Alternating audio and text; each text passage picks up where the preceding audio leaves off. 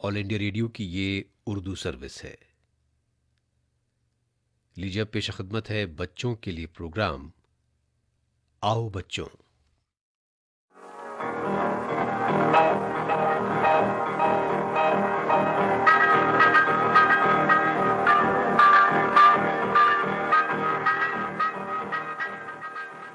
आओ बच्चों प्रोग्राम लेकर आपके नईम भैया एक बार फिर हाजिर हैं। आदाब कबूल कीजिए। उम्मीद करते हैं हमारे नन्हे दोस्त बहुत अच्छे होंगे। अब तो भैया आपके इम्तिहानात भी मुकम्मल हो गए और बहुत से बच्चे कामयाब हो गए होंगे, पूरी उम्मीद करते हैं। तो तमाम कामयाब होने वाले बच्चों को हम कहेंगे बहुत बहुत मुबारक, और हमारी जानिब से ये मीठी मीठी सी चॉकलेट। और जो बच्चे किसी वजह से कामयाब नहीं हो सके, तो उन बच्चों से हम ये कहेंगे परेशान होने की ज़रूरत बिल्कुल नहीं है जनाब, क्योंकि कभी कभी ऐसा हो जाता है, नाकामी मिलती है। कोशिश कीजिए, फिर आगे बढ़िए, कामयाबी इंशाल्लाह ज़रूर मिलेगी आपको। और प्यारे बच्चों, एक बात हम आपसे और कहना चाहते हैं, और ये बात है साफ़ सफाई के मुतालिक। आप तो जानते हैं आजकल कोरोना वायरस की चर्चा हर तरफ है, और इस बीमारी ने न जाने कितने लोगों को अपनी चपेट में ले लिया और उससे मुतासिर हुए। लेकिन नन्हे दोस्तों, इस वायरस से डरने की ज़रूरत बिल्कुल नहीं है। ये वैसे ही वायरस है जिससे दिगर वायरल बीमारियां होती हैं। तो लेकिन थोड़ी सी एहतियात बहुत ज़रूरी है, और आपको भी मालूम होना चाहिए। यूं तो आपके अम्मी अब्बू, आपके असातिज़ा इकराम आपको हमेशा ये बात बताते हैं कि साफ़ सफाई का ख्याल रखिए, लेकिन हम इस बीमारी के मुतालिक बात कर रहे हैं और इस बीमारी के मुतालिक वो आपको बताते भी रहते हैं। लेकिन हमने सोचा कि क्यों ना हम अपने नन्हे दोस्तों को इस मुतालिक कुछ बातें बता दें, ताकि जहन नशी रहें वो बातें और वो बीमार होने से बच जाएं। वजह बच्चों इसकी साफ़ है। छोटे बच्चे और जो बुज़ुर्ग होते हैं, उनमें बीमारी में मुब्तला होने के ज़्यादा इम्कानात होते हैं, क्योंकि बीमारी से लड़ने की जो ताकत होती है बच्चों, जिसको हम इम्यूनिटी कहते हैं, वो बच्चों में और बुज़ुर्गों में थोड़ी सी कम पाई जाती है बनिस्बत नौजवानों के या जवानों के। अब ये जो वायरस है, आप तो जानते हैं इससे कितनी परेशानियां हो जाती हैं।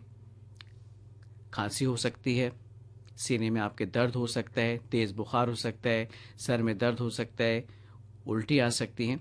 ये इसकी चंद अलामात हैं, लेकिन इनसे बचा कैसे जा सकता है? बहुत मामूली बातें हैं, और ये बातें हालांकि आप सब पहले भी जानते हैं, लेकिन इस वक्त इन पर ध्यान देना, गौर करना बहुत ज़रूरी है।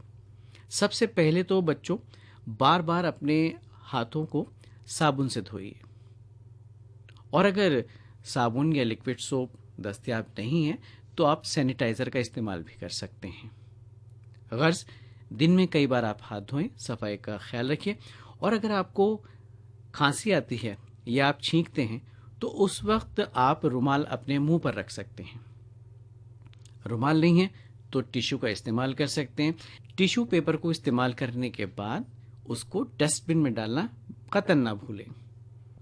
और एक बात और बताना चाहेंगे बच्चों, अगर आपको छींक आती है, सपोज आपके पास रुमाल नहीं है या टिश्यू पेपर नहीं है, तो बड़ा आसान तरीका है, बहुत प्यारा सा। कभी कभी जैसे आप नाराज़ होकर अम्मी अब्बू से या फिर अपने दोस्त से अपना मुंह छुपा लेते हैं कोहनी में, बस आपको ऐसे करना है। जब छींक आए, अपनी कोहनी में आपने मुंह छुपा लिया, और छींक जो है फिर उसके ज़रात इधर उधर नहीं फैलेंगे, तो इन्फेक्शन के चांसेस भी दूर रहेंगे। और बच्चों, अगर आपको ये पता हो कोई शख्स बीमार है, इस बीमारी में मुब्तला है, या उसको खांसी जुकाम है, नज़ला है, तो उससे कम से कम 1 मीटर की दूरी बनाकर रखें। कहने का मकसद ये है कि थोड़ा सा दूर रहें।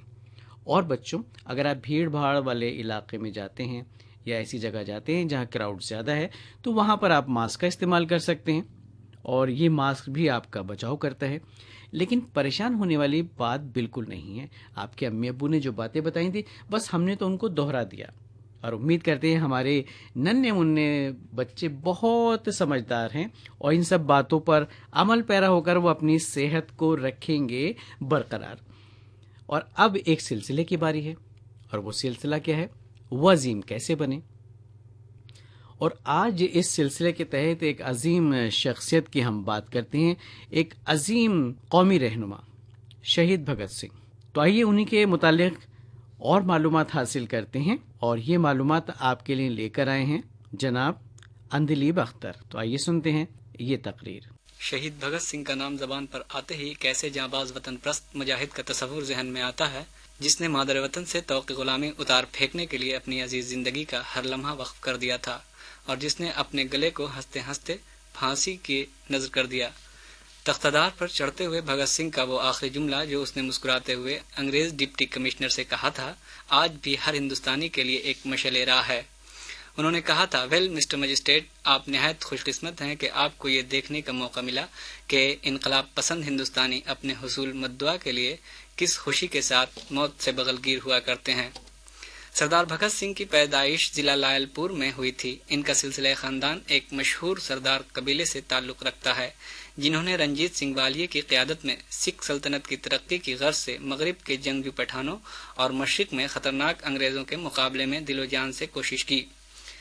سردار بھگت سنگھ کے دادا سردار ارجن سنگھ کی عمر جب 80 سال کی تھی تو بھی وہ لاہور کانسپریسی کیس میں کافی دلچسپی لے رہے تھے۔ شہید بھگت سنگھ کی دادی شریمتی جے کنور ہندو سماج کی ایک عقلمند اور دلیر خاتون تھی جنہوں نے اپنے بیٹوں اور پوتوں کی پرورش کی بار خوبی اور مستقل مزاجی سے انجام دیا۔ صرف 14 سال کی عمر میں ہی بھگت سنگھ کے دل میں ان کو مادر وطن کی خدمت کرنے پر مجبور کر دیا تھا، چنانچہ انہوں نے پنجاب کی چند باغیانہ سوسائٹیوں میں کھل کر حصہ لینا شروع کر دیا۔ 1922 میں جب ترک موالات کی تحریک میں کچھ کمزوری پیدا ہوئی تو نوجوان دلوں میں ایک اضطراب سا پیدا ہو گیا، اور اصل میں یہی باغیانہ جماعتوں کے ظہور کا سبب بنا۔ 1914-15 کے لاہور کانسپریسی کیس کے سلسلے میں سکھوں نے جو قربانیاں دی تھیں، ایسی جماعتوں کے نشود نما میں بہت زیادہ مدد کی، اور اس کا اثر بھگت سنگھ کے دل و دماغ پر ایسا پڑا کہ تاحیات وہ کسی طرح زائل نہ ہو سکا۔ جب سرکاری محکمہ خفیہ نے اس تنظیم کا پتہ لگا لیا اور اس کے ممبران کو گرفتار کرنا شروع کیا تو بھگت سنگھ اپنے جارحانہ تحریک جاری رکھنے کی غرض سے پنجاب چھوڑ کر کانپور میں بودباش اختیار کر لی۔ کانپور میں بھگت سنگھ کی زندگی کا ایک نیا باب کھلا، کیونکہ یہاں پہلے سے ہی ایک منظم باغیانہ تنظیم کا وجود عمل میں آ چکا تھا۔ اس تنظیم کی بنیاد وطن پرست نوجوان سچندر پال، جوگیش چندر چٹرجی اور رام پرساد بسمل نے ڈالی تھی، اور اس جماعت کا نام ہندوستانی ریپبلکن ایسوسی ایشن تھا۔ بھگت سنگھ کو اس سے اچھا موقع اور کہاں ملتا، وہ فوراً ہی اس انقلابی تنظیم میں شامل ہو گئے اور اپنی تحریک کو کامیاب بنانے کے لیے دل و جان سے کوشش کرنے لگے۔ ہندوستانی ریپبلکن ایسوسی ایشن نے بھگت سنگھ کا نام بدل کر بلونت سنگھ رکھ دیا، اور بھگت سنگھ اسی نام سے مختلف اخباروں اور رسائل میں انقلابی مضامین لکھتے رہے۔ 1926 کا مشہور کاکوری ٹرین ڈکیتی، جس میں ہندوستانی ریپبلکن آرمی کے نوجوانوں نے ایک چلتی ہوئی ٹرین جس میں سرکاری خزانہ جا رہا تھا بامقام کاکوری روک کر اس میں سرکاری خزانہ اتار لیا۔ اس واقعے کے بعد پورے انگریزی مشنری میں ایک ہلچل سی مچ گئی۔ پولیس کے عملہ اور محکمہ خفیہ کافی جدوجہد کے بعد بھگت سنگھ کی خفیہ تنظیم کا پتہ چل گیا۔ بھگت سنگھ خود کو بچتے بچاتے ہوئے لاہور چلے گئے، لیکن مقدمہ کاکوری کانسپریسی کے فیصلے کے مطابق بھگت سنگھ کے 4 ساتھیوں کو سزائے موت اور دیگر بہت سے ممبران کو سخت سزائیں دی گئی۔ اس حادثے نے بھگت سنگھ کے دل میں ایک آگ سی لگا دی، ان کو اور بھی جوشیلا اور نڈر بنا دیا۔ ان کے دل میں جو پہلا خیال گزرا وہ یہ تھا کہ اپنے ساتھیوں کا بدلہ کیسے لیا جائے، لیکن حالات نے ان کے سارے ارادوں پر پانی پھیر دیا۔ اس درمیان ایک عجیب و غریب سانحہ پیش آیا۔ لاہور میں رام لیلا کے جلوس میں کسی نامعلوم شخص نے ایک زبردست بم پھینکا جس میں کافی لوگ ہلاک اور زخمی ہوئے۔ پولیس نے فوراً ہی اس جرم کا الزام بھگت سنگھ پر ڈال دیا اور انہیں گرفتار کر لیا گیا۔ یہ مقدمہ کافی عرصے تک چلتا رہا۔ آخرکار 60,000 روپے کی ضمانت پر انہیں جیل سے چھٹکارا ملا اور وہ پھر سے اپنی انقلابی تحریک میں شامل ہو گئے۔ چونکہ بھگت سنگھ کا نام اعلیٰ درجہ کے انقلاب پسندوں میں تھا، پولیس اور محکمہ خفیہ ان کی تلاش میں ہمیشہ سرگرم رہا۔ پولیس افسران کو باضابطہ ہدایت دی گئی تھی کہ وہ انہیں جہاں دیکھیں فوراً گرفتار کر لیں۔ اس کے علاوہ اس کام کو انجام دینے کے لیے کچھ خاص پولیس دستے بھی مقرر کیے گئے تھے۔ باوجود ان سب بندشوں کے بھگت سنگھ ادھر ادھر آتے جاتے رہے اور مادر وطن کو آزاد کرنے کے لیے دن رات اپنی جدوجہد جاری رکھی۔ اس دوران ان کو طرح طرح کی مشکلوں اور مشقتوں کا سامنا کرنا پڑا، لیکن کبھی بھی ان کے چہرے پر نا امیدی یا اداسی کے آثار دکھائی نہ دیے۔ بھگت سنگھ کے انقلابی تنظیم کے ذریعہ ایک بدماش انگریز افسر سانڈرس کے قتل کیے جانے پر ان کی جماعت نے ایک نئی روح پھونک دی۔ اس جماعت کا وقار عام لوگوں میں خصوصاً نوجوان دلوں میں قائم ہو گیا اور طلبہ میں تو ایک سنسنی سی پھیل گئی جس کے فوری اثر نے اس پارٹی کو تیزی سے کامیابی کی طرف بڑھایا۔ چونکہ بھگت سنگھ عام جنتا کے دکھ درد سے کافی متاثر تھے، اس لیے وہ انقلابی ہونے کے ساتھ ساتھ سوشلزم کی طرف بھی راغب ہوئے، اور یہی وجہ تھی کہ انہوں نے اپنی تنظیم کا نام بدل کر دی ہندوستان سوشلسٹ ریپبلکن ایسوسی ایشن رکھ لیا تھا۔ 8 اپریل 1929 کو دارالسلطنت دلی میں ایک سنسنی خیز اور تاریخی واقعہ پیش آیا جو ہمیشہ ہمیشہ آزادی کے دیوانوں کی یاد دلاتا رہے گا۔ اسی دن ہندوستانی سوشلسٹ ریپبلکن ایسوسی ایشن کے 2 جانباز سپاہی نے اسمبلی کے اجلاس میں بغیر روک ٹوک کے داخل ہوئے اور زبردست بم اس اطراف پھینکے جدھر سرکاری افسران بیٹھے ہوئے تھے۔ بم شدید دھماکے کے ساتھ پھٹا اور اسمبلی کے چاروں طرف دھواں ہی دھواں چھا گیا۔ دھماکے کی آواز سے اسمبلی ممبران میں ایک خوف سا طاری ہو گیا اور وہ خوفزدہ ہو کر ادھر ادھر بھاگنے لگے۔ وزٹر گیلری میں بھی سناٹا چھا گیا۔ عام راستہ اور لیڈیز گیلری کے درمیان 2 نوجوان دکھائی دیے جو بڑے ہی اطمینان سے مگر دل میں آزادی کی تمنا اور سرفروشی کی خواہش لیے ہوئے محو گفتگو تھے۔ یہ جانباز ہستیاں کوئی اور نہیں بلکہ بھگت سنگھ اور بی کے دت کی تھیں۔ ان جانبازوں کے مطابق اس دن بم پھینکنا نہایت ضروری تھا کیونکہ اسی دن سرکار ایک بل پیش کر جلدی میں پاس کروانا چاہتی تھی۔ یہ بل اس وقت بمبئی میں چل رہے مزدوروں کے ایجیٹیشن کو کچلنے کا لائسنس بننے والا تھا۔ پولیس والے جن کی تعیناتی کونسل چیمبر کے دروازے پر تھی یہ دریافت نہ کر سکے کہ یہ 2 نوجوان کس طرح اسمبلی احاطے میں داخل ہوئے۔ اس کی 2 وجہ تھی، ایک تو یہ کہ دونوں شخص انگریزی لباس میں ملبوس تھے اور دوسرے کہ ان دونوں نے کسی طرح سے وزٹر پاس بھی حاصل کر رکھا تھا۔ ان دونوں کے جیب میں ہمیشہ ایک پستول اور بم رہا کرتا تھا اور وہ کسی ضروری موقع کے منتظر رہا کرتے تھے۔ یہ بات یہاں قابل ذکر ہے کہ بم پھٹنے کے بعد ان دونوں کو کافی موقع ملا تھا، اگر وہ چاہتے تو آسانی سے فرار ہو سکتے تھے، لیکن جو طریقہ کار انہوں نے اختیار کیا تھا اس کے مطابق وہ اپنے کو پولیس کے حوالے کر دیں اور ایسے سنگین جرم کی یادش میں سخت سے سخت سزائیں برداشت کریں۔ ان دونوں بہادر قوم پرستوں کے پاس بھری ہوئی پستول بھی تھی، اگر وہ چاہتے تو کافی تعداد میں سرکاری افسروں کو مار سکتے تھے، لیکن ایسا نہ کرتے ہوئے انہوں نے جیب سے پستول نکالا اور اسے حفاظتی عملے کے حوالے کر دیا، اور پھر ان دونوں نے فلک بوس نعرے لگائے، انقلاب زندہ باد، شہنشاہیت کا ناش ہو۔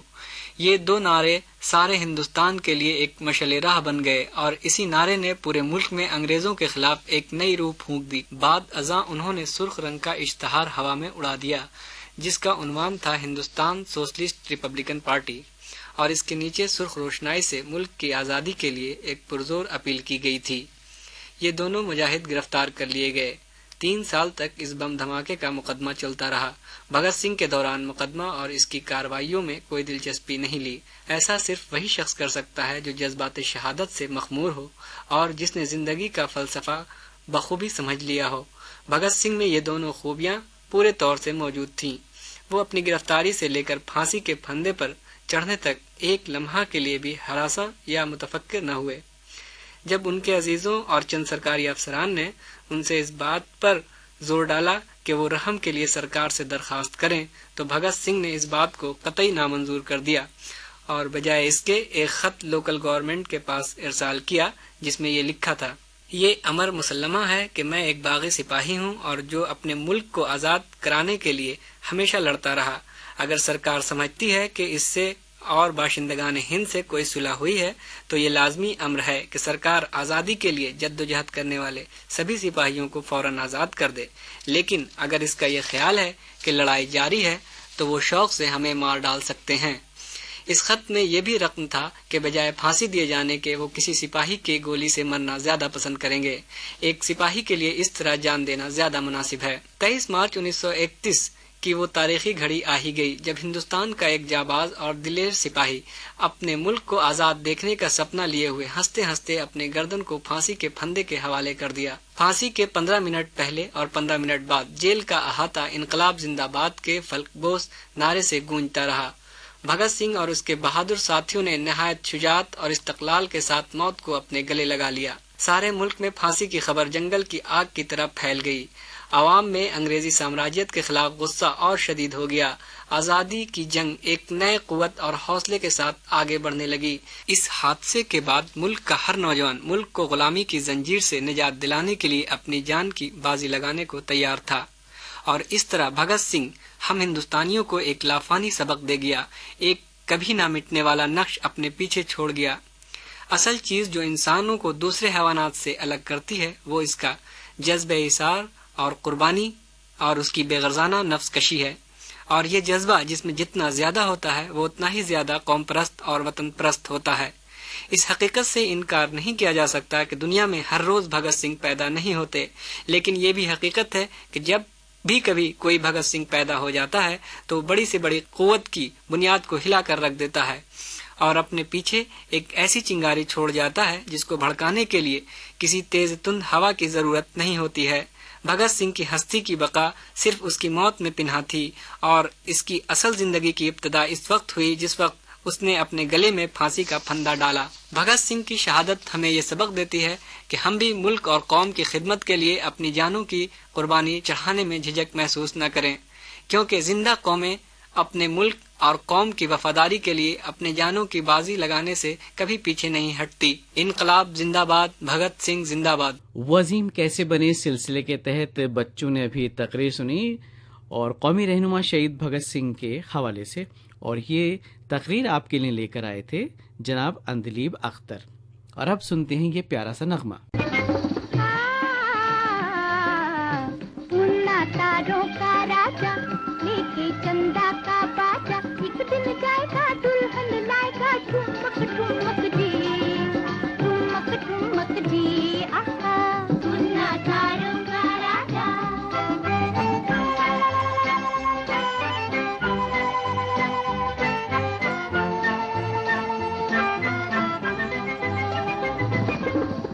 گھوڑے پہ بیٹھ کے سج کے بارات میں ہاتھی بھی جھومتا جائے گا ساتھ میں۔ گھوڑے پہ بیٹھ کے سج کے بارات میں ہاتھی بھی جھومتا جائے گا ساتھ میں۔ ناچے گی گڑیا چم چم چم چم، گائے گا گڈا چم چم چم، منا تاروں کا راجا لے کے چندا کا باجا، ایک دن جائے گا دلہن لائے گا ٹھمک ٹھمک دی، ٹھمک ٹھمک دی، آہا منا تاروں کا راجا۔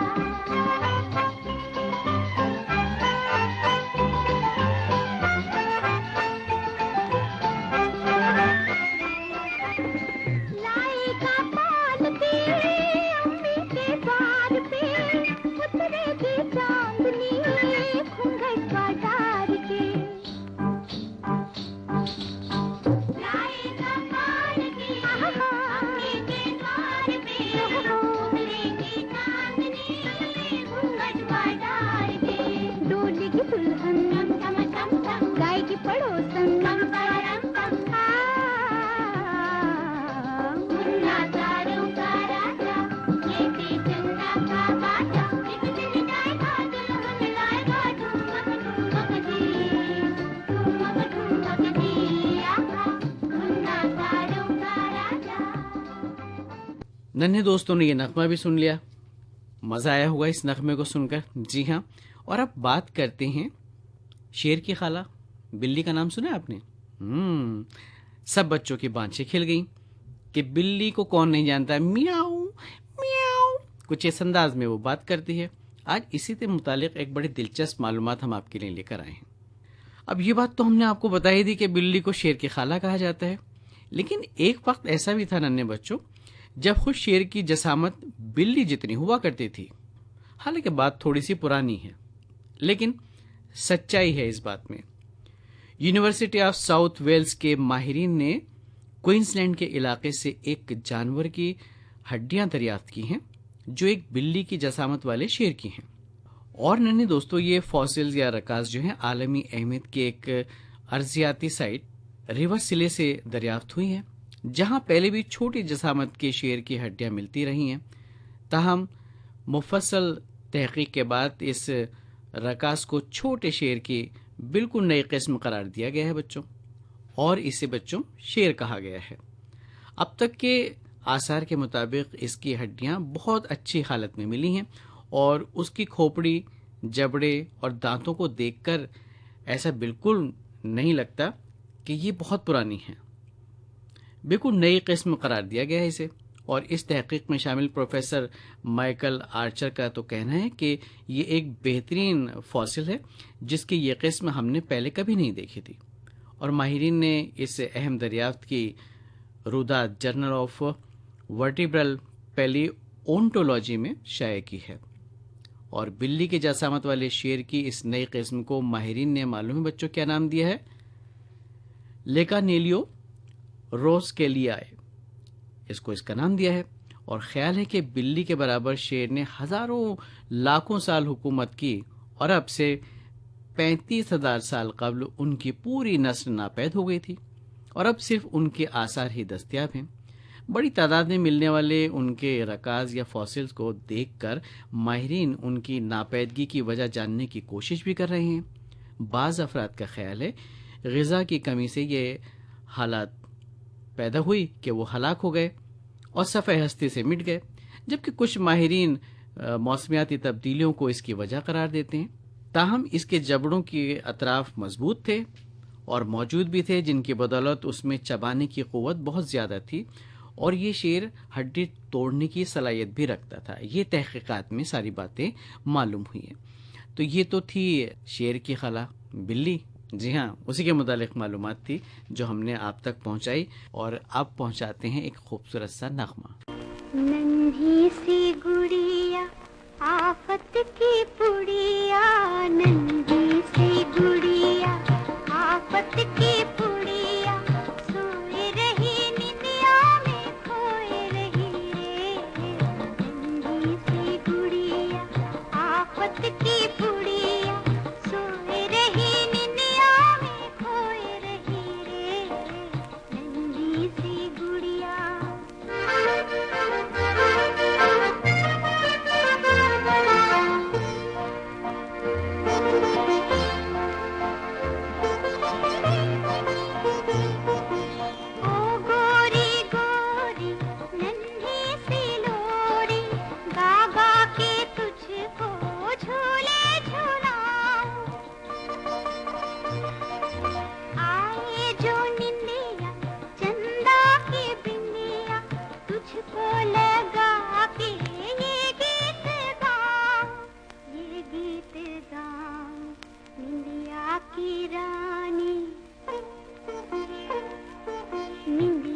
کی رانی تیری دیوانی، سپنوں کی مالا پروئے رہی رے، ننھی سی گڑیا۔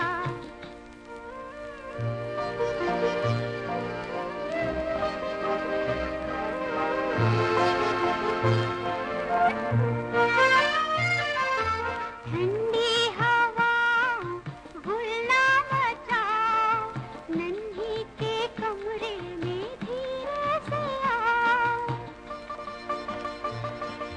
بگیا کے تو شیتا کے پوتو، جو گیت گاؤ دھیرے سے گاؤ، دھیرے سے گاؤ، بستر بچھا کے، بستر بچھا کے، تکیا لگا کے، چھوٹی سی لاڈو رانی سوئے رہی رے، ننھی سی گڑیا آفت کی پڑیا، سوئے رہی ننیا میں کھوئے رہی رے، ننھی سی گڑیا۔ اور بچوں، اب آپ کو سناتے ہیں ایک بہت پیارا سا معصوم سا لطیفہ۔ معصوم سا لطیفہ اس لیے چونکہ اس میں بچے کی بات ہے، بچے کا ذکر ہے۔ آپ جیسی ایک پیارے پیارے ننھے منھے دوست کا ایک اسکول میں نرسری کی استانی 20ویں بچے کو جوتا پہنا رہی تھی۔ جھکے جھکے ان کی کمر میں درد ہونے لگا تھا۔ 20واں بچہ شرمیلا اور خاموش طبع تھا، بالکل آپ کی طرح۔ جب انتہائی دیر ہو گئی اور استانی وہ جوتا پہنا چکی تو بچہ بڑے سکون سے بولا، یہ جوتے میرے نہیں ہیں۔ استانی کا جی چاہا کہ وہ رو دے، مگر پھر خود پر قابو پا کر بچے کے جوتے اتارنے لگیں۔ اب جوتے اتار کر کمر سیدھی کی ہی تھی کہ بچہ بولا، میم یہ جوتے میرے بھائی کے ہیں، مگر ماں نے کہا تھا آج تم پہن کر چلے جاؤ۔ اب کیا حالت ہوئی ہوگی بیچاری اس تانی کی، یہ آپ اور ہم بخوبی اندازہ لگا سکتے ہیں، چونکہ بچوں کی معصومیت کے کیا کہنے. اب بھئی کسی پر اس کا کیا اثر پڑتا ہے، اس سے ان کو کیا لینا دینا، معصومیت تو معصومیت ہے.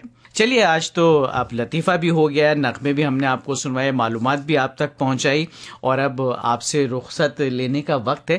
لیکن جانے سے پہلے ہم اتنا ہی کہیں گے، بچوں اپنا خیال رکھیے، اپنی صحت کا خیال رکھیے، اور صاف صفائی کا خوب خیال رکھیے. ماسک پہنیے اور سوشل ڈسٹینسنگ ضرور مینٹین کیجیے، اور پڑھائی میں بھی دل لگائیے.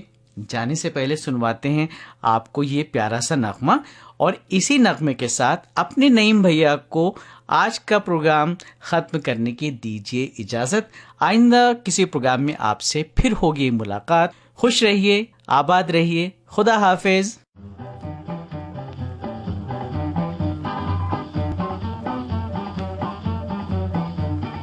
ننے منے بچے تیری مٹھی میں کیا ہے، ننے منے بچے تیری مٹھی میں کیا ہے. مٹھی میں ہے تقدیر ہماری، مٹھی میں ہے تقدیر ہماری، ہم نے قسمت کو بس میں کیا ہے، ہم نے قسمت کو بس میں کیا ہے. بھولی بھالی مت والی آنکھوں میں کیا ہے، بھولی بھالی مت والی آنکھوں میں کیا ہے. آنکھوں میں جھومے امیدوں کی دیوالی، آنکھوں میں جھومے امیدوں کی دیوالی، آنے والی دنیا کا سپنا سجا ہے، آنے والی دنیا کا سپنا سجا ہے. ننے منے بچے تیری مٹھی میں کیا ہے، ننے منے بچے تیری مٹھی میں کیا ہے.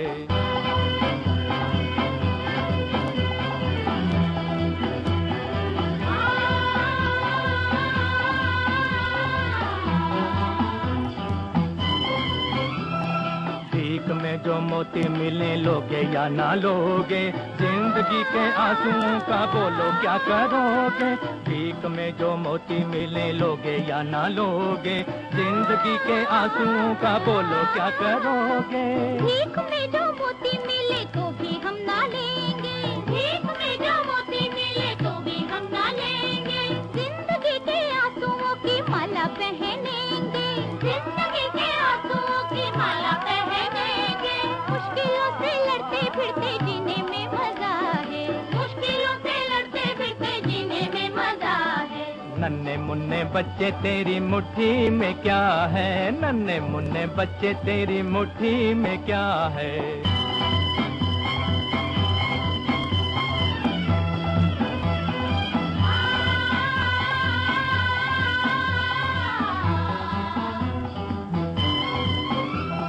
ہم سے نہ چھپاؤ بچوں ہمیں تو بتاؤ، آنے والی دنیا کیسی ہوگی سمجھاؤ. ہم سے نہ چھپاؤ بچوں ہمیں تو بتاؤ، آنے والی دنیا کیسی ہوگی سمجھاؤ. آنے والی دنیا میں سب کے سر پہ تاج ہوگا، آنے والی دنیا میں سب کے سر پہ تاج ہوگا. نہ بھوکوں کی بھیڑ ہوگی نہ دکھوں کا راج ہوگا، نہ بھوکوں کی بھیڑ ہوگی نہ دکھوں کا راج ہوگا. بدلے کا زمانہ یہ ستاروں پہ لکھا ہے، بدلے کا زمانہ یہ ستاروں پہ لکھا ہے. ننے منے بچے تیری مٹھی میں کیا ہے، ننے منے بچے تیری مٹھی میں کیا ہے. مٹھی میں ہے تقدیر ہماری، ہم نے قسمت کو بس میں کیا ہے. ننے منے بچے تیری مٹھی میں کیا ہے، ننے منے بچے تیری مٹھی میں کیا ہے.